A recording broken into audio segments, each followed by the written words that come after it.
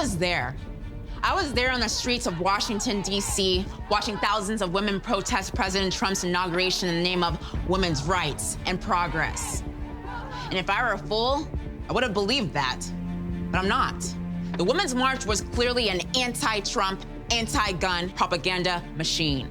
Today is an act of resistance. I'm nasty, like my blood stains on my bed sheets. Organize, organize, organize. We are here to vow to end the Trump carnage. We are this nation's moral compass. Let's talk about the women of the Women's March movement. Tamika Mallory, Carmen Perez, and Linda Sarsour. Allah accepts from us that as a form of jihad, that we are struggling against tyrants and rulers. In addition to calling for jihad against President Trump and his administration, Linda Sarsour has openly praised Sharia law. If she had it her way, it would be the law of the United States. She praises a law that openly and proudly treats women worse than men. And yet the fake feminists, more interested in advancing their progressive agenda than actually advancing the rights of all women here and abroad, continue to praise her as being the rising star of the modern-day women's movement. We don't just stand with Linda, we stand in front of Linda. Let me be clear, leaders of the Women's March. You do not, have not, and will not ever speak for me. The very reason I'm a Second Amendment activist is because I believe in a woman's right to self-defense, the right to preserve a woman's independence. What better way to encourage that independence than making sure women have control over their own safety? The Honorable Minister Louis Farrakhan talks all the time about the nation not being able to rise any higher than its women. What about the thousands of young women on college campuses everywhere?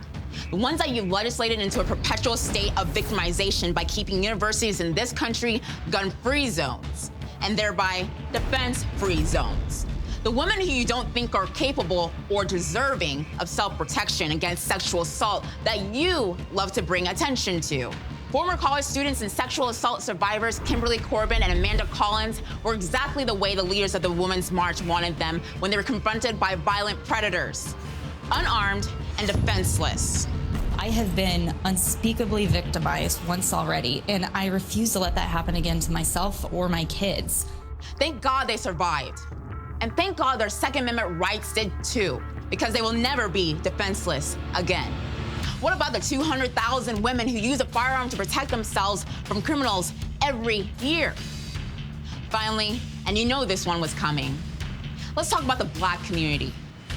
Your demands against the NRA, and let's just be frank here, your demands against the entire Second Amendment community is simply this: a political opportunity to have more gun control pushed by your bought and paid for politicians. And that's not even the worst of it. Your call against the NRA is a calculated political effort to tear this country apart. NRA members and people who Dana Lash may be thinking she was speaking to show up at protests and create tension on purpose. It encourages more racial division instead of racial reconciliation. We have to prepare ourselves, and may Allah protect us, and may nothing happen to our communities. Why is it that every time I turn on the TV, I continue to see a world in 2017 that looks more like the racially divided days of the 50s and 60s? Let's be clear here. You guys did that. A fascist and white supremacist and Islamophobes reigning in the White House. The truth is, and you heard it from me first, it's your rhetoric, your hostility, your lies that have continued to keep the Black community down, unarmed and defenseless. But for your sake, continue to vote your way.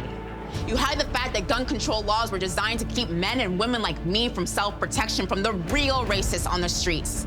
You know, like the KKK, who began as you guessed it, a gun control group. It's funny, because your letter to the NRA claims to be on behalf of the minority community. Your letter claims to speak to women like me.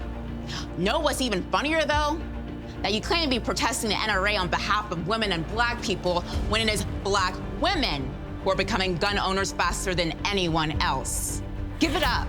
Your movement is just a guise for the radical progressive, or rather, regressive left. It's not about empowering women, it's about enforcing an aggressive and radical left agenda.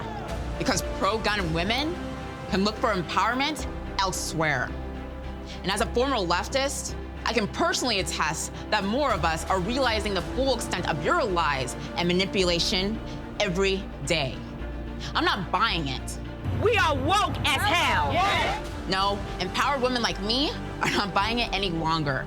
And let me repeat what my friend Dana Lash said. The only way we save our country and our freedom is to fight this violence of lies with the clenched fist of truth.